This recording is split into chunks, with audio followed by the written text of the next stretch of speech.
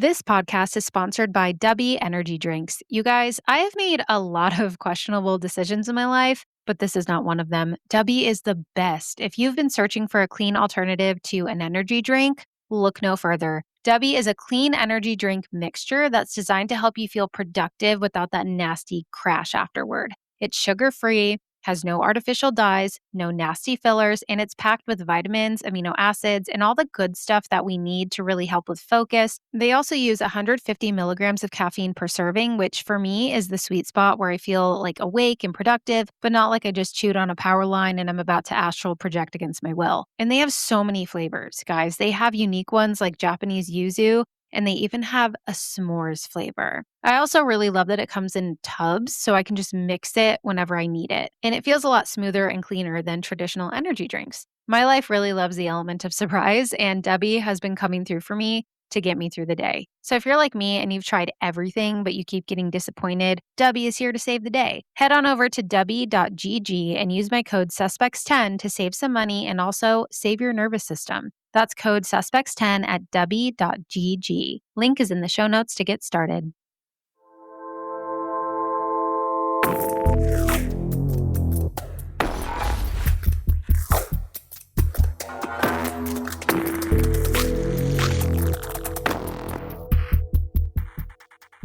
Hello, everybody, and welcome back. This is Suspects and Spirits, and I'm your host, Taylor Seraphin. Is everyone staying safe from the diarrhea worms? Or are we all just playing Russian roulette with our lettuce? So far, so good over here.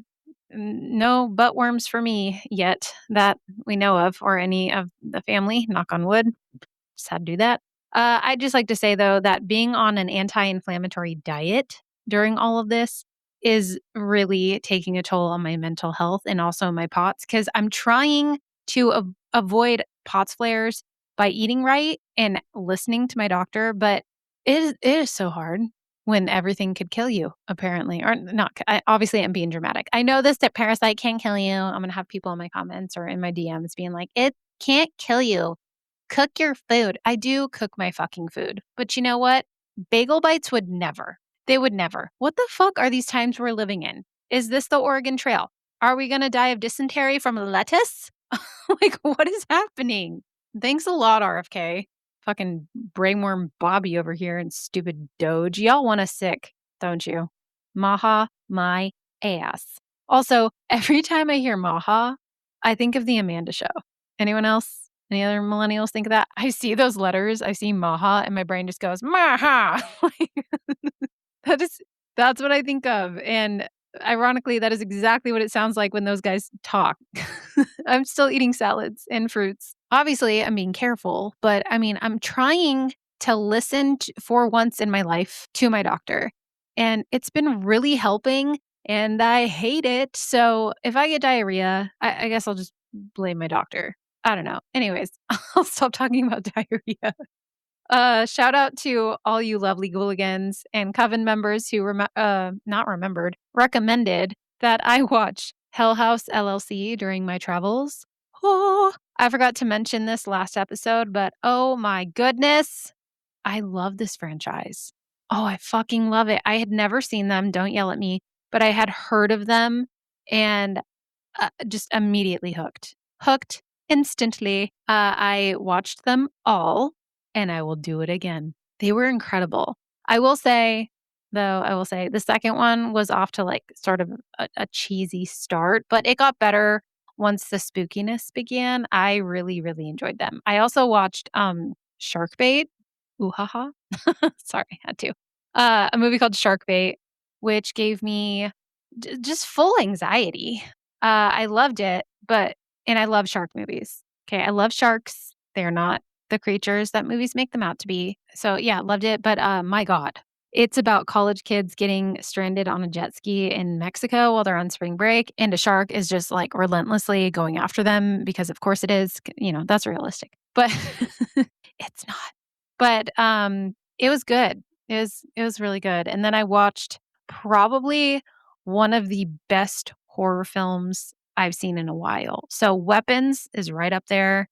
But this movie, it fucked me mentally. And I know I'm probably late to this party, so Again, don't yell at me. But look, I got kids. I don't get to watch TV or movies unless I'm willing to stay up late or like when I'm traveling. So that's why I got to watch this. Finally, I'd been meaning to. I watched Oculus and I am forever changed.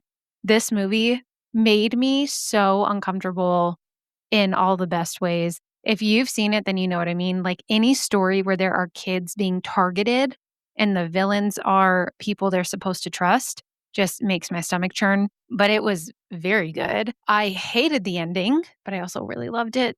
Oh, like my jaw just dropped down to my butt and my hand went over my mouth. I didn't have pearls, otherwise I would have clutched them. But I'm sure the people next to me on the plane were like, what the fuck is this girl watching? What a weirdo. But anyway, go watch all of those if you haven't yet. And if you want a good scare, they're awesome. But what's not so awesome is today's story. Yeah, this one is really sad. And it might be triggering, just FYI, for my LGBTQ friends or family. This is a hate crime story. And unfortunately, a very rarely discussed case. It's not well covered at all. It was really hard to find information about it until I found a book, which I will mention in just a moment. It's also included in the show notes, and I highly recommend you go buy it. This author did an incredible job. That being said, I don't want to ramble or give away too much. We'll get right into this. And to do that, I will need to set the scene for you. So here we go. It's New Orleans, 1959. Three men stand in front of an all-male jury, and as they read them the verdict, the courtroom erupts into applause. Those three college students have just been acquitted for beating a man to death. A 26-year-old Mexican tour guide by the name of Fernando Rios was brutally attacked, and his murderers walked free. Spectators clapped and cheered.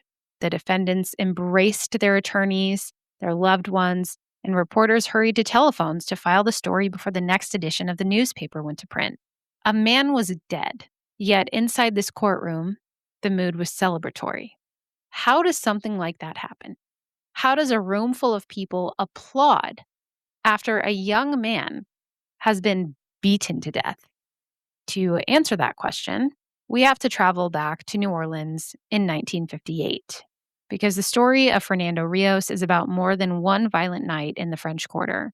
It is also the story of the city where it happened, the attitudes that surrounded it, and the justice system that struggled to recognize Fernando as a victim worthy of the same sympathy afforded to the young men accused of killing him.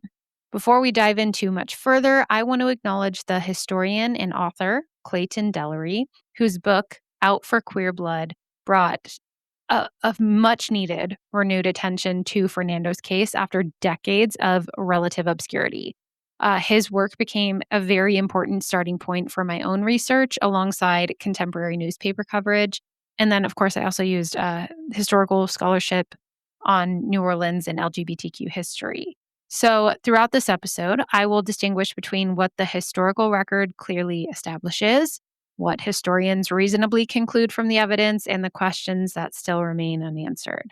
But a lot of this story comes from Clayton's book. And again, I highly recommend you go read it. Out for Queer Blood is what it's called. It is in the show notes. It is a phenomenal read, but it is also a very emotional and frustrating read. So just FYI.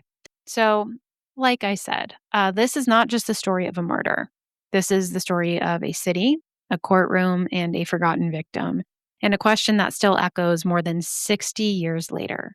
And that question is, what happens when prejudice becomes so ordinary that violence is easier to excuse than to confront? So let us begin long before Fernando Rios ever walked in to Café Lafitte. If you've ever visited New Orleans, you guys know that it has a character unlike anywhere else in the United States. The city seems to move at its own pace. Music spills onto the sidewalks, iron balconies overlook narrow streets. Jackson Square is filled with artists and musicians and tourists and locals.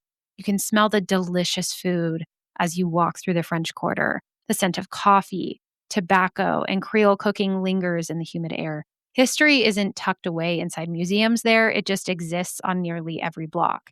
And that reputation did not appear overnight. By the 1950s, New Orleans had long marked itself as one of America's most distinctive destinations. Visitors came for the food, the music, Mardi Gras, and the nightlife of the French Quarter, like we still do today. But at the time, unlike many southern cities, New Orleans openly embraced a certain image of controlled vice. Drinking, jazz clubs, burlesque, and late night entertainment all became part of the city's identity, drawing tourists from across the country and around the world. But the city's reputation for tolerance had its limits. The New Orleans that we know today, a city famous for its thriving LGBTQ plus community, drag culture, and Mardi Gras, looked very different in 1958. Behind the music and celebration was a city where many gay men lived under the constant threat of exposure, arrest, and violence. Homophobia was deeply embedded in many of the city's institutions. You see, during the 1950s, the United States was in the grip of the Cold War. While fears of communism dominated national politics, another campaign unfolded a little more quietly. And that is that thousands of federal employees lost their jobs because they were suspected of being homosexual during what historians now refer to as the Lavender Scare. So, what is that exactly? That's a great question. After World War II, the United States became consumed by fears of communism, as I said. Politicians claimed that communist spies had infiltrated the federal government, Hollywood, universities, and even the military. Careers were destroyed, people were blacklisted, and thousands of Americans found themselves under suspicion simply because someone believed they might have communist sympathies. And during that very same time, the Lavender Scare was unfolding. Beginning in the late 1940s and continuing throughout the 1950s, federal officials argued that gay men and lesbians posed a threat to national security. Sorry, I do mean to laugh. That's fucking comical. So the reasoning sounds bizarre in today's lens, but at the time, many government leaders believed that because homosexuality was illegal and heavily stigmatized, that gay employees could be blackmailed by foreign governments into revealing classified information. So throughout history, many public officials, newspapers, and civic leaders portrayed gay men as predators or corrupting influences. And it's those stereotypes that caused enormous harm, and it still does today.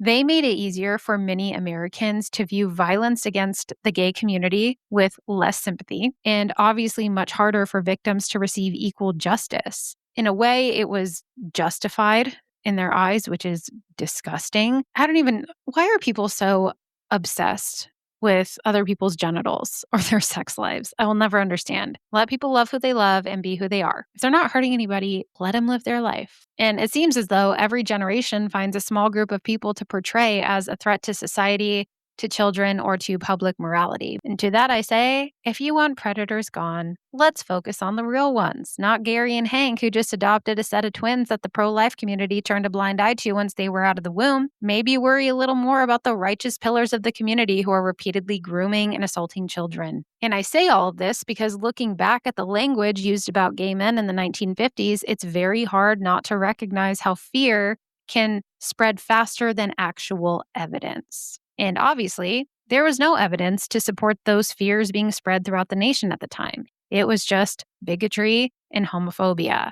But of course, that didn't stop them. Why would it? Thousands of federal employees lost their jobs because of this, simply because they were suspected of being homosexual. Many were never accused of committing crimes or leaking secrets or anything. Their sexual orientation alone was considered enough to end their careers. Because when the federal government labeled gay people as a security risk, it reinforced the idea that homosexuality wasn't simply viewed as immoral, it was portrayed as dangerous. And that attitude filtered into schools, churches, newspapers, police departments, and courtrooms across the country. And by the time Fernando Rios arrived in New Orleans in 1958, those ideas had become part of everyday American life. Now, of course, it's important to remember that not everyone believed these ideologies. The LGBTQ communities continued to exist, regardless of all of this. People formed friendships and relationships, and many quietly resisted the prejudice around them. But the official message from government agencies to local police departments was remarkably consistent, unfortunately. Being openly gay could cost you your job, your reputation, your family, and sometimes, as Fernando's story reminds us, your life. New Orleans reflected many of those national attitudes while also occupying a unique place in the LGBTQ history. For decades, the French Quarter had quietly become one of those very few places in the Deep South where gay men and lesbians could find one another and feel at ease. They could form friendships and relationships in bars, private homes, carnival organizations, and small social networks that often existed just beyond public view. It wasn't equality necessarily, and it certainly wasn't safety. But for many people, it offered something increasingly difficult to find elsewhere, and that was just a community. They just wanted to belong. They wanted to be accepted. And that community lived alongside constant risk. During this time, I learned that there were police raids happening for that very reason. They would raid bars regularly and they would arrest people under morality laws, which is the most ridiculous fucking thing I've ever heard. And in 1958, city officials intensified their focus on what they described as the problem of homosexuality. Now, I want to point out that there are some things in this episode that are quoted, not my own thoughts. Okay. Police Superintendent Joseph Giarrusso publicly identified homosexuality as the city's, quote, number one vice problem, end quote. Well, Mayor Morrison, also known as De Lesseps Morrison, established the, quote, Committee on the Problem of Sex Deviants, end quote, to study and respond to what officials believed was a growing concern. The language itself is very revealing, clearly. Rather than speaking about people, city leaders spoke about a problem, and that distinction shaped public conversation and reflected the broader climate of the era. The city contained thriving LGBTQ communities, allies, business owners, and individuals who resisted those attitudes. But official rhetoric, law enforcement priorities, and many newspaper accounts increasingly framed homosexuality as something that threatened public morality. And it was into that complicated world that Fernando Rios arrived. Fernando came to New Orleans because of his work. He had no way of knowing that beneath the city's reputation for music, hospitality, and celebration existed a whole other story. So now that you are aware of the history and what was going on at the time, let's talk about Fernando. By the morning of Saturday, September 27th, 1958, Fernando Rios had likely settled into a rhythm of his work. Like I said, he was a tour guide. He wasn't passing through on a road trip or chasing the excitement of Bourbon Street. Fernando was there because of his job. At just 26 years old, he worked as a professional tour guide in Mexico City. And that week, he was escorting a group of Mexican physicians and their wives through New Orleans. Now, many later accounts simply describe him as a, quote, Mexican tour guide, end quote. That very short description overlooks the responsibility he carried and the humanity, frankly. International group travel in the 1950s required very careful planning. Air travel was still a luxury for many people, and language barriers could complicate even just simple errands. And visitors often relied very heavily on professional guides to navigate unfamiliar cities. So Fernando wasn't just pointing out landmarks. He was responsible for helping an entire group move through a foreign country, coordinate schedules, answer questions, solve problems, and serve kind of like as a bridge between his travelers and the city they came to experience. And the most frustrating part of this story is that the surviving historical record tells us very, very little about the man himself. We don't know the names of his parents. We don't know whether he had brothers or sisters. We don't know where he went to school. We don't even know what first inspired him to become a tour guide or how long he'd been working in tourism. We don't know whether he had a partner, whether he had ever visited New Orleans before, or what his plans were once this tour ended. History preserved remarkably few details about Fernando's life, but ironically, it preserved far more information about the three young straight men accused of taking it.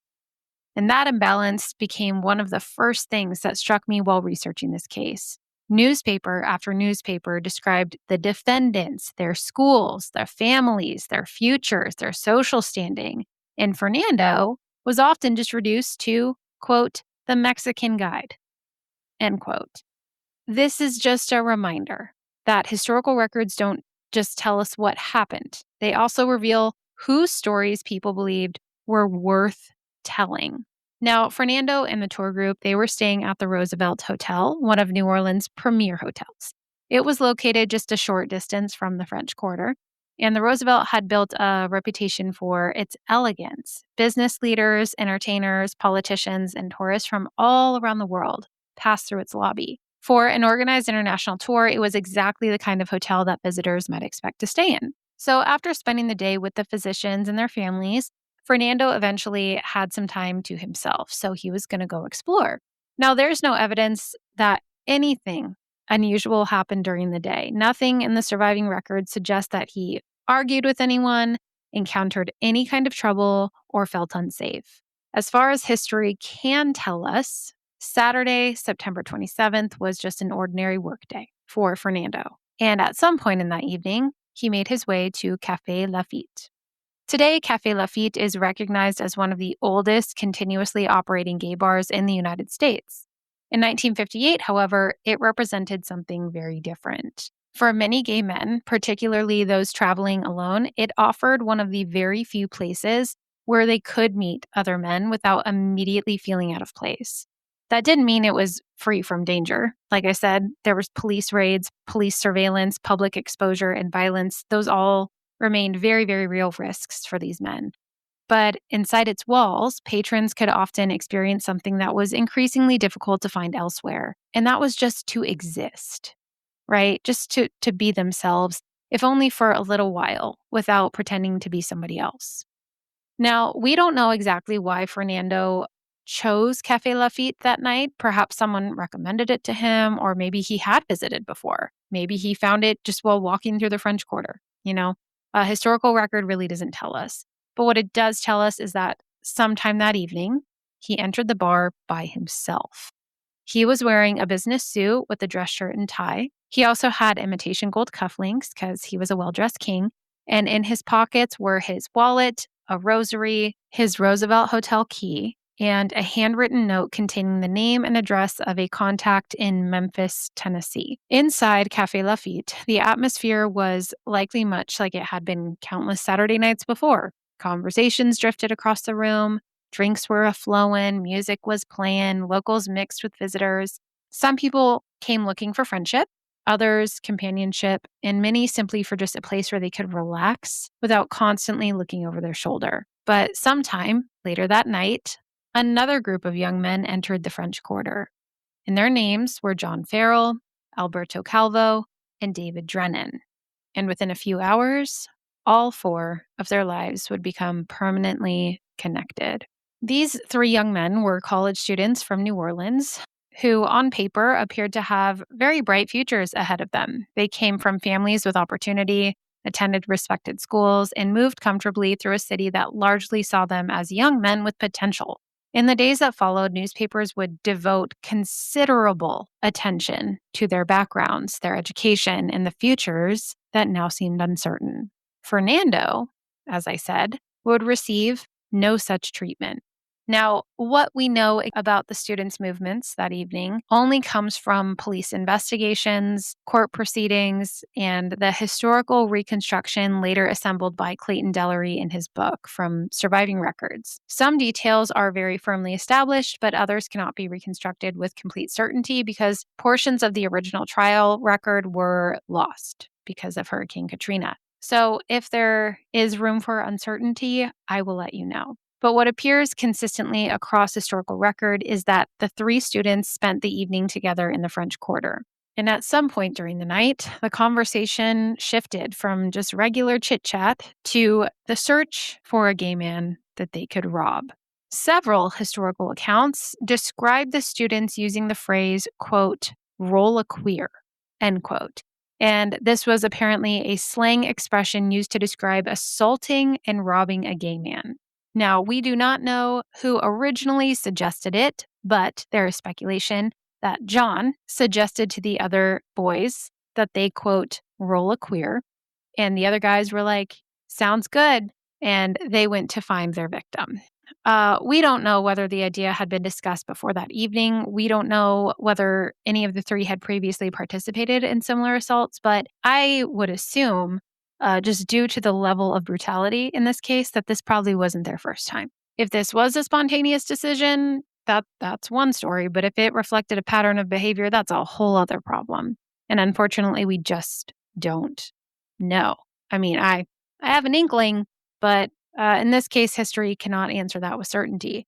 What we do know is that the plan required a victim, not someone they knew or even someone who had wronged them, just a stranger.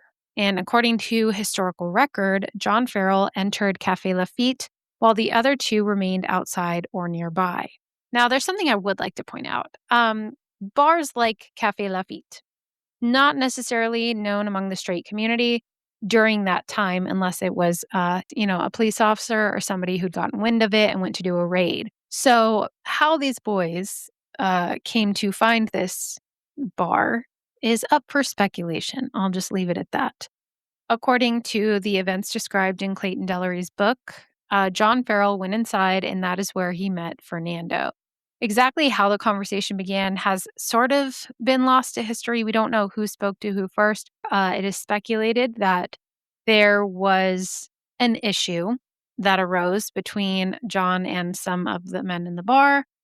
And Fernando kind of stepped in to be like, hey, like, we're all cool here. No worries. And that is how he started speaking with John, which, if true, just breaks my heart even more because he was trying to keep the peace with everybody and just wanted a safe environment. Now, we do not know if John and Fernando discussed his job, where he was from. What we do know is that historical accounts generally place the conversation somewhere between 30 minutes and an hour before the two men left the bar together. So I think this gave Farrell just enough time to gain Fernando's confidence that this was a safe person to leave with. But what Fernando did not know is that John had two friends waiting outside.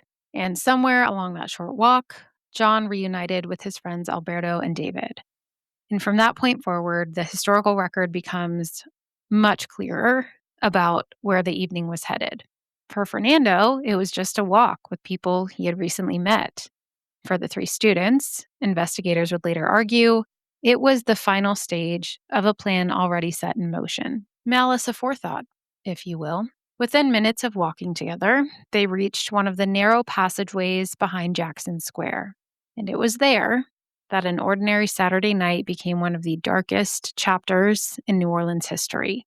The exact route that Fernando and these three students took to the French Quarter has never been exactly reconstructed with complete certainty. Some resources identify it as Pirates Alley, while others say that it happened nearby in Père Antoine Alley. I'm so sorry if I messed that up. I'm trying my best. But because the reporting has not been entirely consistent, historians have been really careful not to claim a single location with absolute certainty. But what is clear is that the assault occurred after leaving Café Lafitte. Now, John Farrell would later claim that Fernando made a sexual advance toward him after they left the bar, when they were walking. He said that he grabbed him by the crotch and that he responded by striking Fernando. But let's keep in mind that they had a plan before entering this bar, and they were all straight men. The physical evidence documented by the coroner was far more extensive than Farrell's account would suggest. And prosecutors argued that Fernando had been deliberately targeted for a robbery. According to medical evidence, Fernando was beaten severely. He was kicked repeatedly and punched repeatedly. There was no weapon ever documented in the assault, but by the time it was over, he had suffered devastating injuries, including multiple skull fractures, bleeding around the brain, facial lacerations, and internal organ damage. Think about how badly they had to have beaten him for all of those things to happen. 3 against 1. They just left him there in the alley to bleed and suffer from his injuries. Just disgusting behavior. And those findings would later become one of the central issues at trial, where prosecutors argued that the beating caused Fernando's death. And there is some speculation about this because when those boys left, he was alive. So the defense attempted to raise doubt about the medical cause. Now, they also determined that this attack was a robbery. Investigators concluded that property had been taken from Fernando before he was left behind in the alley. The robbery itself would become legally significant, eventually outlasting the murder case. Yes, you heard that correctly. A robbery outlasted the murder trial. So, as I said before, Fernando was left alone in the alley. No one stayed to help him. No one summoned a doctor or called the police. And for an unknown period of time, Fernando laid there unconscious until shortly before 6 o'clock in the morning of September 28th, when finally a passerby discovered him and they called for help. He was rushed to Charity Hospital, where doctors immediately recognized the severity of his injuries. But despite their best efforts, Fernando died later that day at only 26 years old.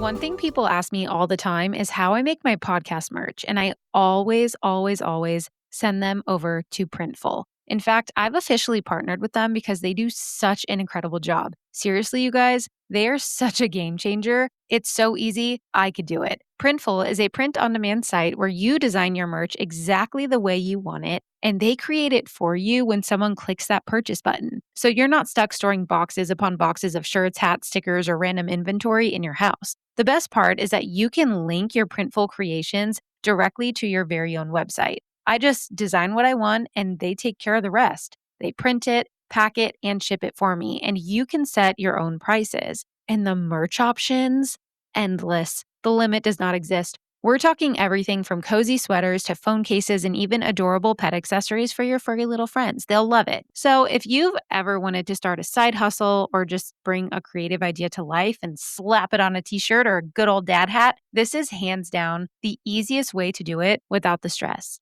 Head over to printful.com/a/suspects to let them know I sent you and get that creative juice a-flowing. The link is in the show notes to get started. Again, that's printful.com/a/suspects to let them know I sent you. We love our pets, but sometimes they act like feral raccoons on a Red Bull binge.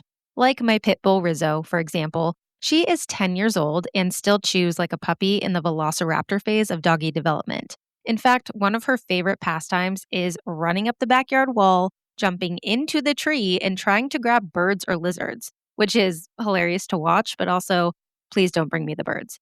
So, if you also have a dog with the energy of a caffeinated raccoon, I found something amazing. It's called the Woof Popsicle. It's basically a popsicle style toy for dogs that you fill with treats so that they stay busy instead of eating things that they definitely should not eat when those zoomies hit. My favorite part is that they have refill pops. So when your dog finishes one and then stares at you like you personally ruined their life, you can just pop another one in. So the next time your dog is behaving like Michael Scott yelling parkour and launching themselves off the furniture and you fear for their safety, give them a little treat to keep them busy. Head to the link in the show notes for the Pupsicle and the refill pops. Your pup will thank you.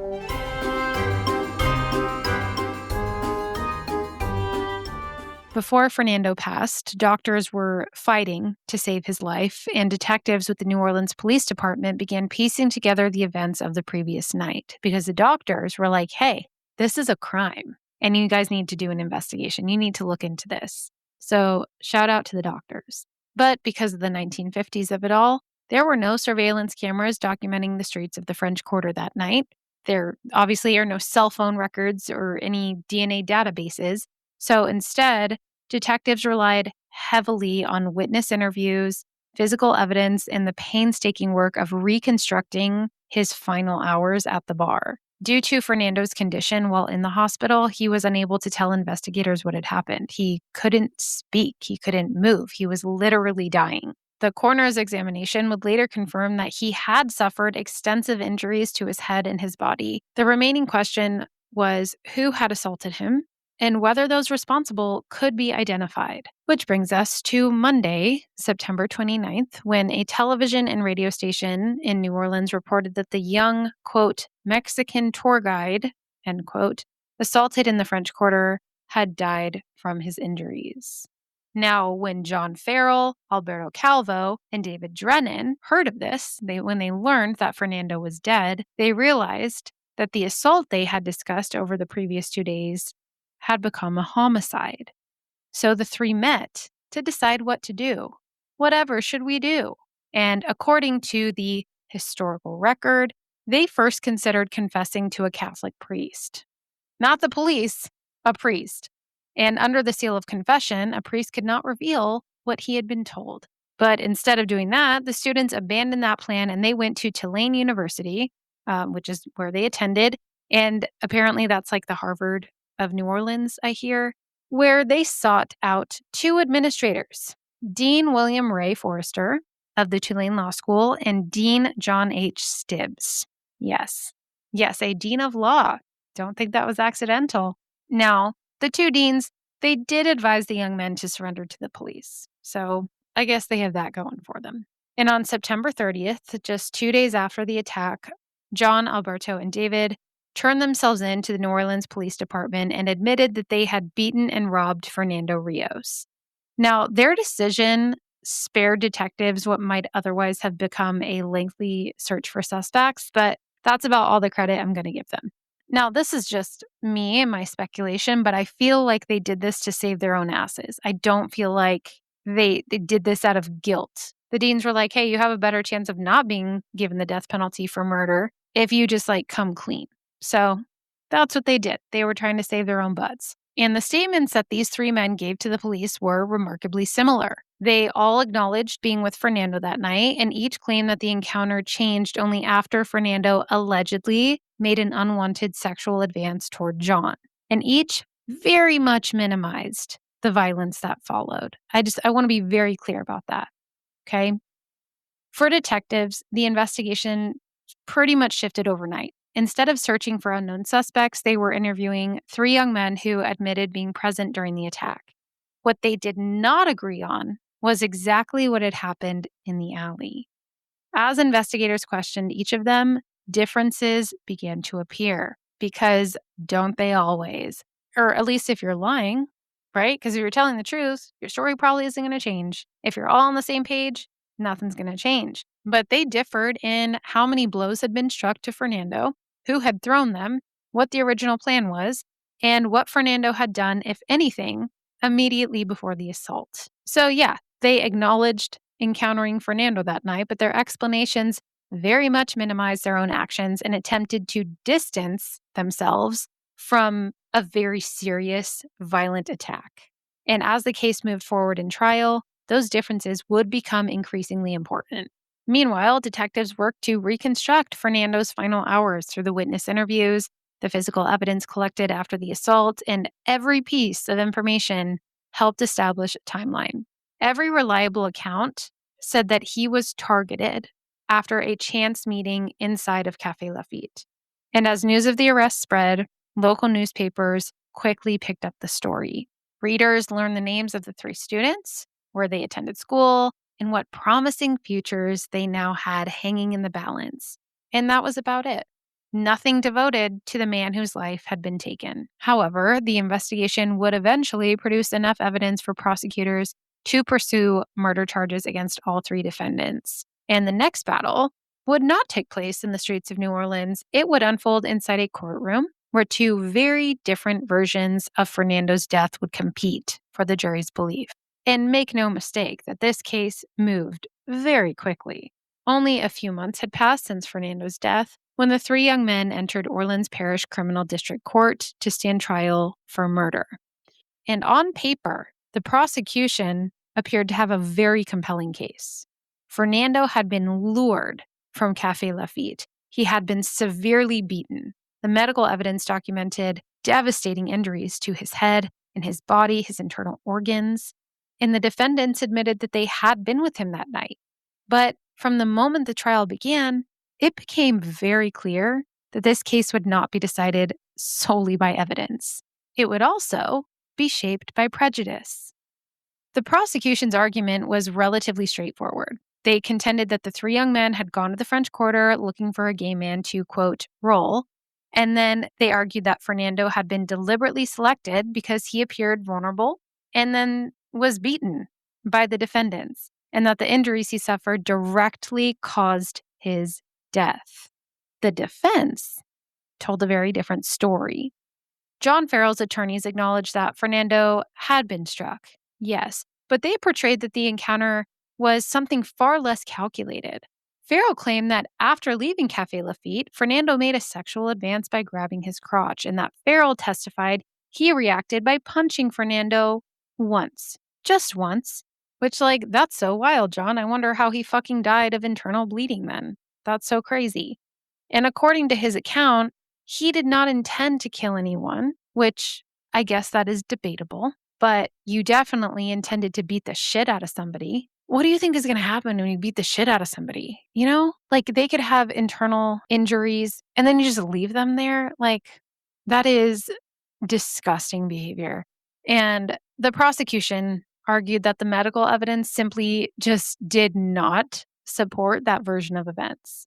Dr. Nicholas Chetta, the New Orleans parish coroner, described extensive injuries throughout Fernando's body. His examination documented multiple fractures of the skull, as I said, brain bleeding, facial injuries, and significant trauma to his internal organs. And those findings were consistent with a sustained and violent assault. Because, duh.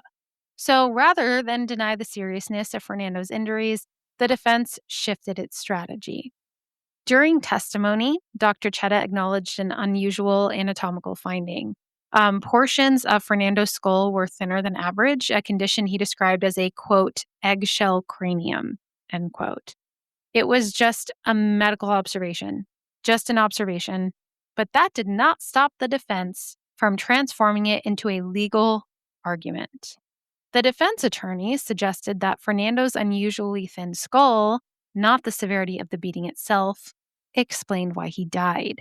In essence, they argued that a, quote, ordinary person, quote, might have survived the same assault. One defense attorney went so far as to describe Fernando as a, quote, medical freak, end quote. And that phrase, my friends, deserves to be remembered because it illustrates how the defense encouraged jurors to view Fernando as a freak. Instead of focusing on the violence inflicted upon him, the argument shifted attention to his body, as though his anatomy, rather than the actions of the three young men, had become the central issue. But the defense didn't stop there. No, of course not. Again and again, Fernando's sexuality became part of the narrative presented to the jury. They even went as far as to say, and this is their words, not mine, that his, quote, eggshell brain may have had something to do with his sexual orientation.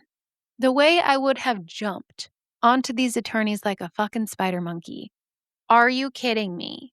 Although the evidence established that the defendants had gone to a bar known to attract gay patrons and that they had left with Fernando, the defense emphasized John's claim that Fernando made an unwanted sexual advance, which, like, we don't even know if that actually happened because Fernando is not around to give his side of the story, and there was no one else in that alley. Today, historians frequently identify this strategy as an early example of what later became the, quote, gay panic defense.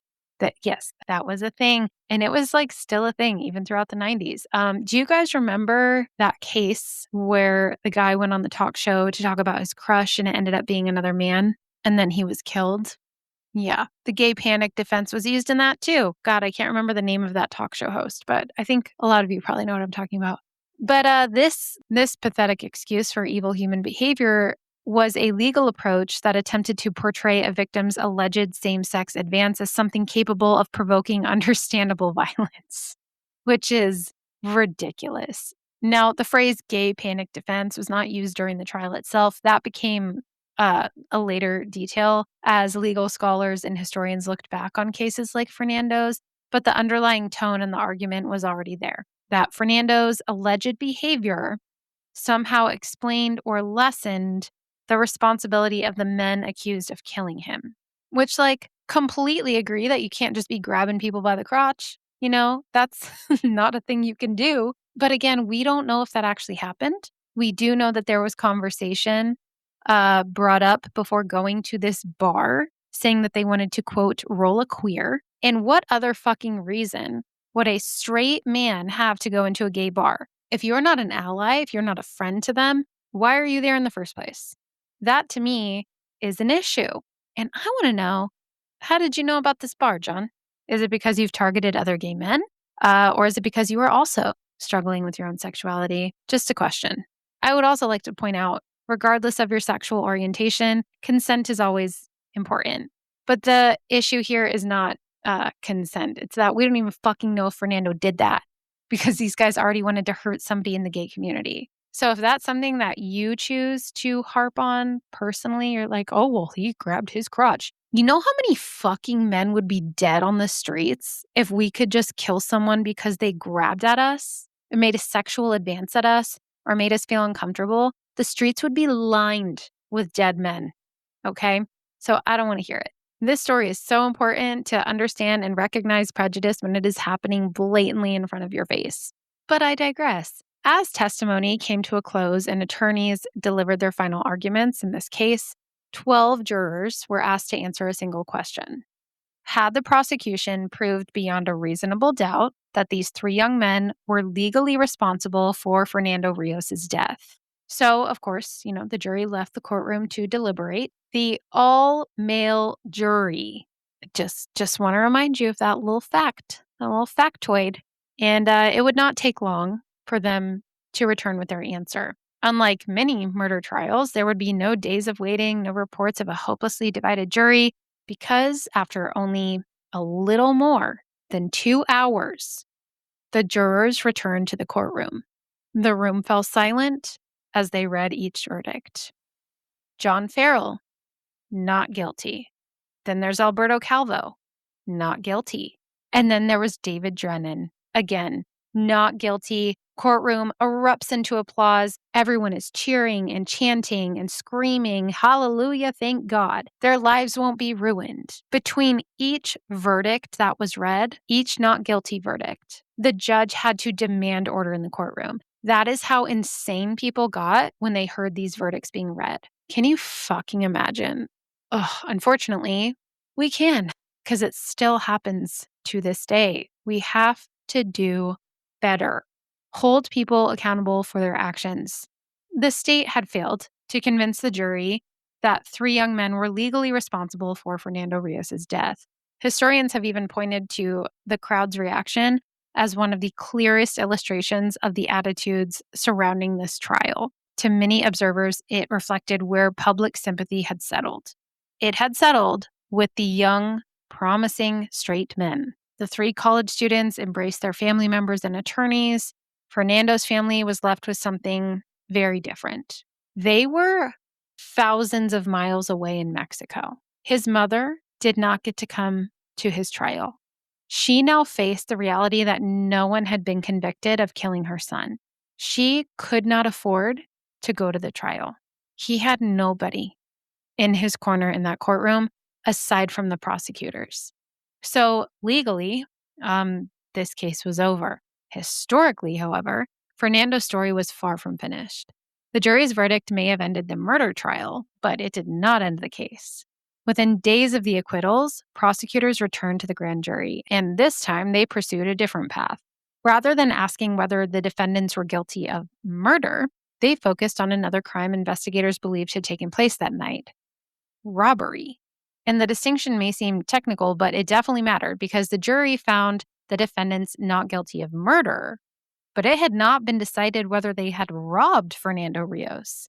Prosecutors argued that those were very separate legal questions, allowing the state to move forward with new charges. But the defense disagreed. I know, shocking.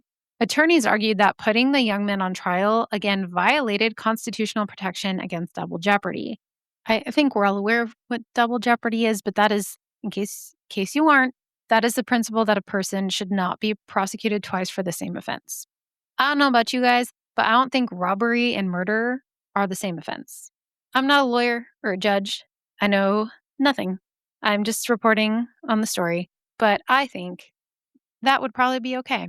So this dispute eventually reached the Louisiana Supreme Court. And after reviewing the case, the court ruled that the robbery prosecution could proceed because robbery and murder were two separate criminal offenses requiring different elements of proof.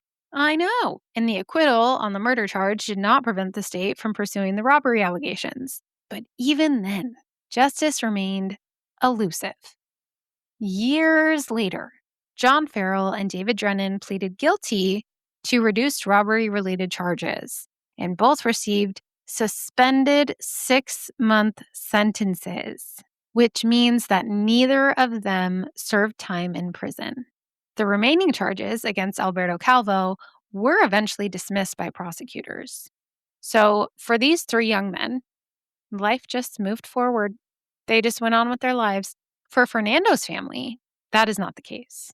Their world stopped the moment he was murdered. One of the most heartbreaking details to emerge after this trial had nothing to do with legal arguments or courtroom testimony. Fernando's widowed mother and his grandmother, they remain in Mexico. Like I said, they could not afford the journey to New Orleans. Fernando had been their source of income. He had been helping support both of those women and his family financially before his death. And in the span of a single weekend, they lost not only a son and a grandson, but also an important source of income for their livelihood. And that reality is very easy to overlook when reading court opinions. You have to look at it from a human perspective because legal documents, they speak, language of indictments and jurisdiction and evidence and procedure. They don't acknowledge the ordinary lives that have been forever changed by those decisions. But thankfully, Fernando's mother did not stop seeking accountability after the criminal cases ended. She later filed a wrongful death lawsuit against the defendants, hoping to hold them civilly responsible for her son's death. But as I'm sure you could guess, that effort also ended in disappointment. Because of procedural and jurisdictional issues, the case never produced the accountability that she had hoped for. So there would just never be any kind of criminal conviction. No meaningful sentence, no jail time. There was, however, one remarkable sign that Fernando's death had not gone unnoticed, and that is the Mexican government followed the case very closely. They were very concerned because now they were worried about whether a Mexican citizen would receive a fair prosecution in Louisiana. So the Mexican consulate retained attorney Jim Garrison to assist the prosecution. Garrison, who would later become nationally known as the New Orleans district attorney who investigated the assassination of President John F. Kennedy, maybe you've heard of him, he was expected to help present the state's case until illness forced him to withdraw before the trial concluded. But the consulate's involvement reflected the international significance of the case and the concern it generated beyond New Orleans. So, they really, really did try. They tried anything they possibly could to get justice for Fernando. But unfortunately, it never happened. Like so many crimes involving LGBTQ victims before Stonewall, Fernando's story just gradually slipped from newspaper headlines into courthouse archives and library shelves. The legal proceedings had generated hundreds of pages discussing motions, testimony, medical evidence, appeals, and procedural questions, but remarkably little had been preserved about Fernando himself. And then in 2005, when Hurricane Katrina struck New Orleans, the storm reshaped the city in countless ways. Court materials and documents connected to older cases were damaged or lost in the years that followed. And while not every single record relating to Fernando disappeared, just the passage of time combined with incomplete archives and missing documents made reconstructing his story really, really hard. So that's why I was so excited when I found Clayton Dellery's book. He spent years tracking down every surviving piece of the puzzle that he could find. Dellery has spoken openly about why the story mattered to him personally, not only because it was another unresolved crime. I'm not going to say unsolved because we know what happened, but because Fernando deserved to be remembered as more than just a legal file. And that is why we're here, not to sensationalize what happened or relive violence for entertainment. I tried to kind of glaze over his injuries the best that I could. We're here because remembering Fernando in its own small way, is an act of justice itself. If the courts couldn't give him that, and history almost didn't, then we can, right? People like Clayton Dellery with his book and podcasts who will continue to speak his name. And frustratingly, I couldn't find any.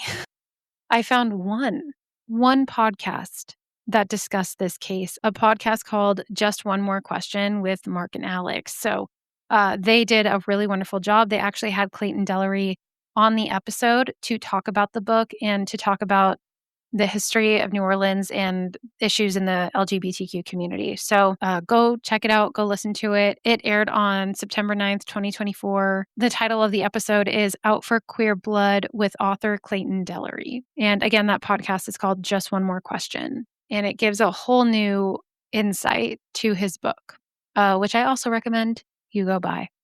But that, my friends, is the heartbreaking story of the murder of Fernando Rios. I cannot believe that this case is so underreported. I think people focus a lot on the bigger crimes of the time. Like we've all heard of the upstairs lounge fire, and I think it was 1973 when that happened. That was also a hate crime in New Orleans, attacking the LGBTQ community.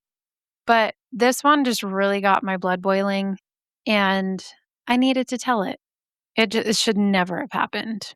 My heart goes out to his family and his loved ones. Just what a senseless crime. So I think it is safe to say that after this story, we need a little palate cleanser. So as always, I have a fun little history fact for you all, which we do after every true crime episode now because they're a lot. And fun facts are fun, hence the name. So you ready? All right, here we go. So I guess in the early 1900s, some American families actually opted to just mail their children through postal service. They didn't actually put them in boxes. And I mean, if they did, maybe they poked holes. I don't know. It was the 1900s. But they simply just bought postage because it was cheaper than train fare. And then the mail carrier would just escort the child where they were going. The rule said that packages could weigh up to 50 pounds, and they didn't explicitly say that packages had to be, not children. So a handful of parents were like, hey, I got an idea. One of the earliest documented cases involved an 8-month-old, yes, named James Beagle in Ohio. His parents paid 15 cents in postage to send him to his grandmother, who, get this, you ready? Lived a mile away. I mean, can't you just walk that far? Was it winter in Ohio? What was happening? I don't know, but they couldn't go the mile to send this baby to grandma. So the mail carrier, someone the family already knew, thank God, simply carried the baby to grandma's house. Yeah, what a time. And then over the next couple of years, there were several similar cases. And one of the other famous ones happened in 1914 when a 5-year-old named Charlotte May Pierstorff, am I saying that right? I don't know. She was mailed from Grangeville to Lewiston, Idaho, which is about 73 miles by train. And her parents paid 53 cents in postage, which I guess was cheaper than buying a train ticket. She even had the stamps pinned to her coat and rode in the mail car under the watch of a trusted railway mail clerk who happened to be her cousin, because 1914. And just for reference, 15 cents in 1913 is about $5 today. 53 cents in 1914 is about $17 today. So a child's train ticket, which would cost like $1 to $2 back then, would be roughly $30 to $65 today. But the USPS eventually had to make a rule specifically saying, please stop mailing children. Wild time. I just imagine kids complaining to their grandparents about like car rides and train rides and how boring they are. And they're like, back in my day, we had to ride in a mail car. Our parents mailed us. But yeah, people used to mail their kids. Weird. Let's not bring that back. Let's not do that. That makes me anxious. But yeah, that's your fun fact for the day. Anyways, don't forget to send in your booze clue stories for this month and tune in next week for a nice spooky episode. But until then, don't be an asshole be good humans, and as always, remember to trust your lizard brain. Until next time, goodbye.